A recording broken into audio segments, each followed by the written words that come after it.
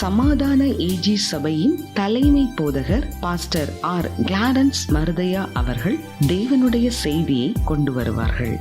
கிறிஸ்துவுக்குள் அன்பானவர்களே, இந்த நாளிலேயும் இந்த ஊடகத்தின் மூலமாக உங்களை சந்திப்பதில் மகிழ்ச்சி அடைகிறேன். இந்த நாளிலே ஆண்டவர் நமக்கு தரக்கூடிய வார்த்தை என்னவென்றால், ஆதியாகமம் புஸ்தகம் 13ஆம் அதிகாரம் 6 முதல் 8 வசனங்களை வாசித்து பார்க்கும் பொழுது ஆபிரகாமுக்கும் லோத்துவுக்கும் ஏற்பட்ட ஒரு குடும்ப பிரச்சனையில எப்படி சரி செய்து அவர்கள் தீர்வு செய்து கொண்டார்கள் என்பதை குறித்து இங்கே வாசித்து பார்க்கிறோம். இந்த ஆதியாகமம் புஸ்தகம் 13ஆம் அதிகாரத்திலே வாசித்து பார்க்கும் பொழுது ஆபிரகாம் தேவனால் அழைக்கப்பட்டு தேவ சித்தத்தின்படி தேவன் காண்பிக்கும் தேசத்துக்கு புறப்பட்டு போனார். அவரோடு கூட லோத்துவும் கூட சென்றார்.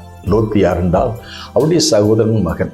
ஆகவே நீண்ட தூரம் பிரயாணம் பண்ணி வரும் பொழுது வேதம் அழகா சொல்கிறது, ஆபிரகாம் சென்ற இடமெல்லாம் கர்த்தருக்கு பலிபீடத்தை கட்டி கர்த்தரை பணிந்து கொண்டான். ஆண்டவருடைய ராஜ்யத்தில் தேவனுடைய நாமத்தை மகிமைப்படுத்த ஆபிரகாமை அதிகமாக ஆசீர்வதித்தார். வேதத்தில் வாசித்து பார்க்கிறோம், அவருடைய செல்வத்தை பூமியை தாங்கிக் கொள்ளக்கூடாது இருந்தது. செல்வப்பெருக்குள்ள சீமான்களாயிருந்தார்கள். ஆண்டவர் அவர்களை அபரீதமாக ஆசீர்வதித்தார். இவ்விதமாக தேவன் அவர்களை ஆசீர்வதித்திருக்க ஆடு மாடுகள் திரட்சியாக, வேலைக்காரர்கள் திரட்சியாக இருக்கும் பொழுது இங்கே சூழ்நிலை எப்படி ஏற்பட்டது என்றால் ஒரு பிரச்சனை உண்டாகிறது. என்ன பிரச்சனை? ஆபிரகாமுடைய ஆடு மேய்ப்பர்களுக்கும் லோத்தினுடைய ஆடு மேய்ப்பர்களுக்கும் பிரச்சனை வந்தபோது ஆபிரகாம் எப்படி அந்த பிரச்சனையை ஒரு கிறிஸ்தவ அணுகுமுறையில் அல்லது ஒரு முதிர்ச்சி அடைந்த ஒரு தகப்பனுடைய ஸ்தானத்தில் தன்னுடைய வாழ்க்கையில் ஏற்பட்ட பிரச்சனைகளை சரியான முறையில் அவர்கள் தீர்வு செய்வதை பற்றி நாம் வாசித்து பார்க்கிறோம். இன்றைக்கும் அருமையான தேவனுடைய பிள்ளைகளை, நம்முடைய வாழ்க்கையிலே குடும்பங்களிலே வரக்கூடிய பிரச்சனைகள், சபைகளிலே வரக்கூடிய பிரச்சனைகள், நம்முடைய வேலை ஸ்தலங்களிலே வரக்கூடிய பிரச்சனைகள் நாம் எப்படி கையாளுகிறோம்? ஆபிரகாம் கையாண்ட முறை மிகவும் அழகாக, நேர்த்தியாக, அது தேவனுக்கு பிரியமாக இருந்தது. பிரச்சனை வந்தபோது ஆபிரகாம் லோத்தை பார்த்து சொன்னார், உனக்கும் எனக்கும், உன் மெய்ப்பொருளுக்கும் என் மெய்ப்பொருளுக்கும் அங்கே பிரச்சனை உண்டாயிருக்கிறது.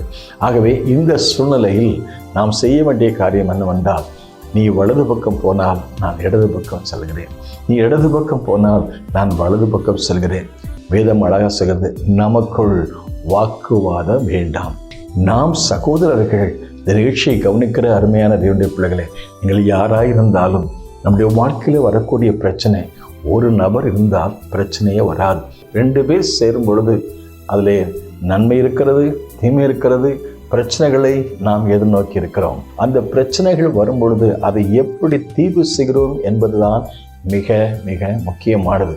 ஆகவே இந்த தீர்வு, இந்த முடிவில் லோத்துவுக்கு முன்னுரிமை கொடுத்த பொழுது லோத்து என்ன செய்தான்? வேதம் அழகா செய்தது. தன் கண்களை ஏறெடுத்து பார்த்து யோர்தான் நதிக்கு அருகான சமபூமி முழுவதும் நீர்வளம் பொருந்தியதை கண்டான். கர்த்தர் சோதோமையும் கொமோராவையும் அழிக்கும் முன்னே சுவாருக்கு போகும் வழி மட்டும் அது கர்த்தருடைய கூட்டத்தை போல் இருந்தது. செழிப்பான பகுதியை தெரிந்து கொண்டான். அருமையான தேவனுடைய பிள்ளைகளே, லோத்து தெரிந்து கொண்ட செழிப்பான பகுதி.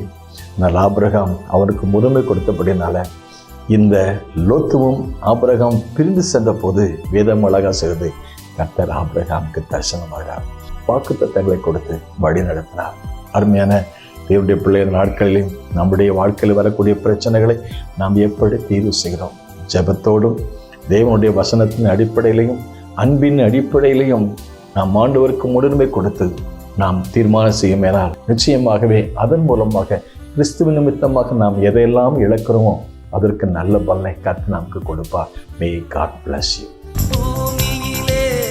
சமாதானமும் நிதியமும் உண்டாகட்டும்.